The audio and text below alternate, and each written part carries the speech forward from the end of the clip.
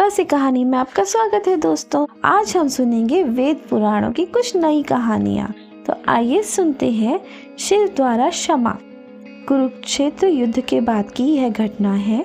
अपने ही सगे संबंधियों से युद्ध की ग्लानि से भरे हुए पांडव महर्षि व्यास से मिलने गए। अपनों की हत्या के बोझ से दबे पांडव अपने पापों का प्रायश्चित का मार्ग जानना चाहते थे। व्यास ने उन्हें शिव भगवान से क्षमा याचना करने के लिए कहा। शिव के दर्शन के लिए पांडव काशी समेत कई जगह गए, पर शिव उन्हें ना मिले।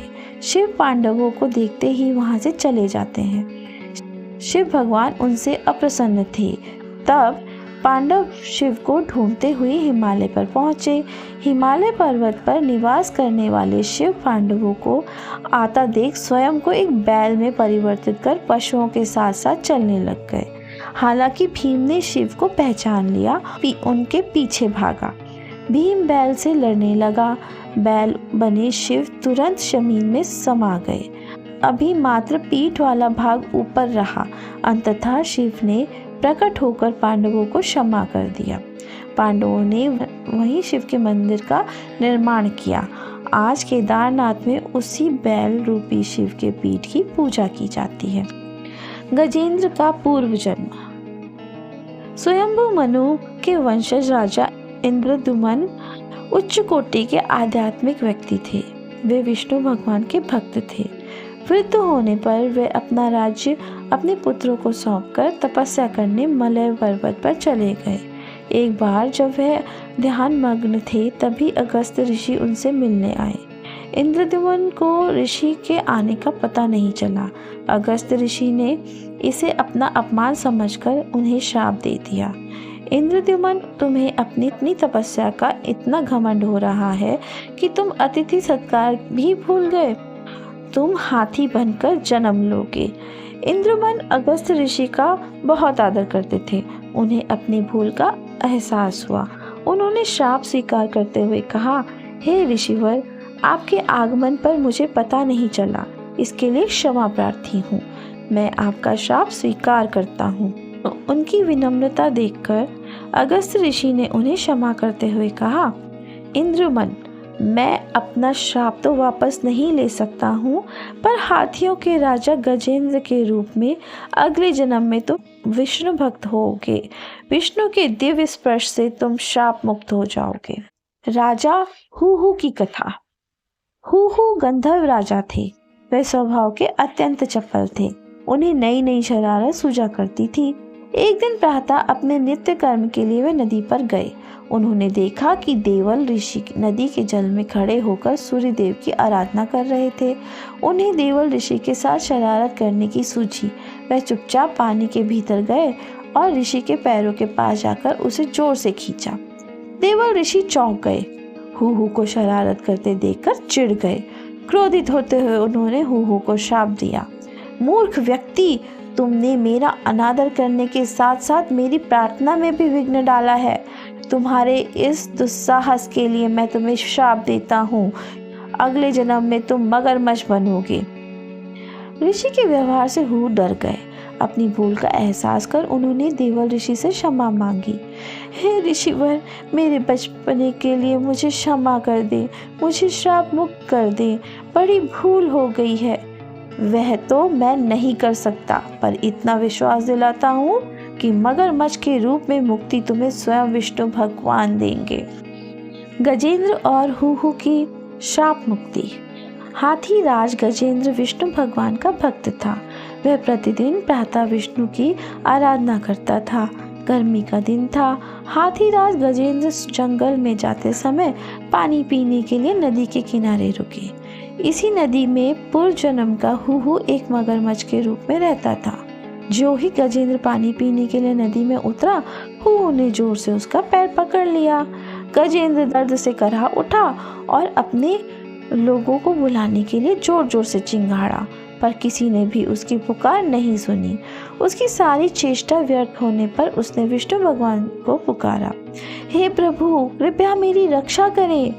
विष्णु भगवान ने तुरंत अपने सुदर्शन चक्र को आज्ञा दी, जाओ और तुरंत हुहु का सर काट डालो।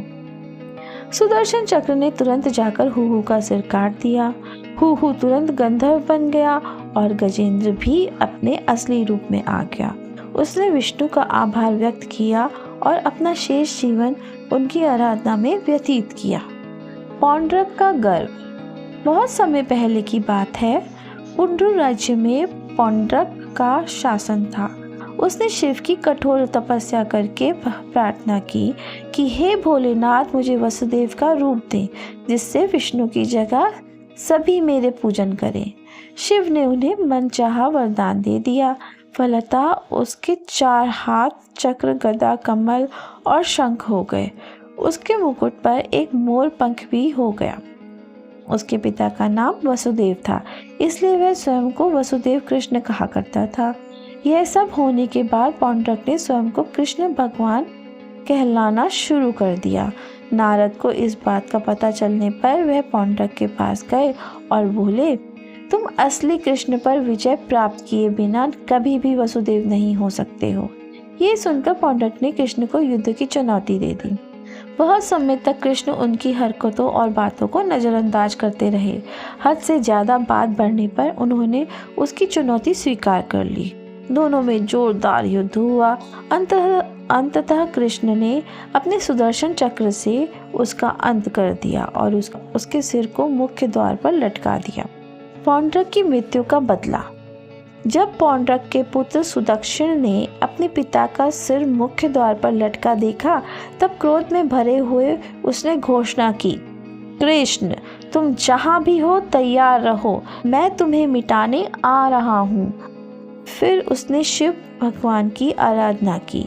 शिव भगवान ने कहा, तुम उल्टे वेद मंत्रों से यज्ञ की तैयारी करो, तुम्हारी इच्छा पूरी हो जाएगी। सुदक्षिण ने वैसा ही किया। यज्ञ की अग्नि से कृत्य नामक एक भयंकर असुर निकला।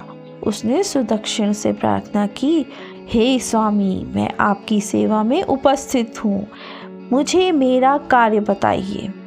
पूरी द्वारका जला डालो, कोई भी जीवित नहीं बचना चाहिए। कृत्य ने द्वारका को जलाना शुरू कर दिया। घबराकर लोग इधर से उधर भागने लगे। सभी आगे और दैत्य से बचना चाहते थे। उन्होंने कृष्ण को याद करने में भी भलाई समझी। कृष्ण को पता लगा कि यह कार्य पौंड्रक पुत्र का है। तब उन्होंने अपने दिव्य अस्त्रों से कृत्य का वध कर दिया। कृत्य के नष्ट होते ही चारों ओर लगने वाली आग भी बुझ गई। इंद्र और राजा रानी। एक बार देव और असुर दोनों ने ब्रह्मा से जाकर पूछा, अंततः युद्ध में कौन विजयी होगा? ब्रह्मा ने उत्तर दिया, निश्चित रूप से इस बार राजा राजी जिसका साथ देंगे वही युद्ध जीतेगा। असुरों ने तुरंत राजा राजी के पास जाकर अपनी ओर से लड़ने का अनुरोध किया। हाँ, मैं लड़ूंगा और देवताओं को हारने के पश्चात इंद्र का स्थान तुम्हें मुझे देना होगा। असुर चौंके रह गए। उन्होंने कहा, श्रीमान, वह तो हमारे हाथ में नहीं है। प्रहलाद हमारा इंद्र होगा।